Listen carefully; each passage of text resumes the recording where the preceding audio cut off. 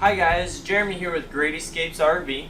Today we're going to be talking about the starter kit that comes with the purchase of every new or used camper. The first thing we have on our list is our 25-foot drinking water hose. This will connect onto the campsite and bring water into the camper. Next up, we have our 10 feet of septic hose, as well as our 3-way universal adapter. That way whenever you go to dump your black and gray tanks, you always have the hose to hook up, as well as any campsite will use one of these 3 sizes. That way you're always equipped to dump all your waste.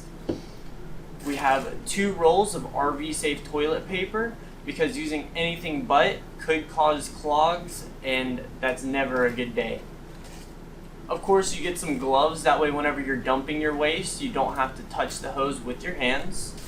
And to go along with your black tank, we have these 4 bio pouches that come with the starter kit.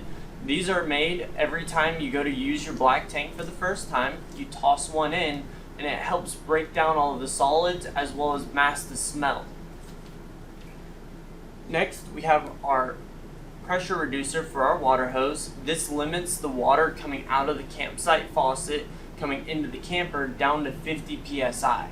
It's very important to use this because a lot of campsites, they don't know if they're going to have 2 or 20 campers. So usually their pressure is around the 100 psi range, which is way too much for your seals in your sinks and in your shower. You'll get a bubble level. That way you can find a convenient spot for you to mount this on the camper. That way once you're done leveling it, you always know you're perfect. This right here is a 30 to 15 amp adapter.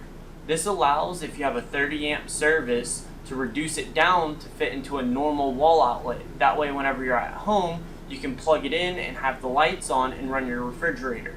Just make sure you never run the air conditioner whenever you're using this plug.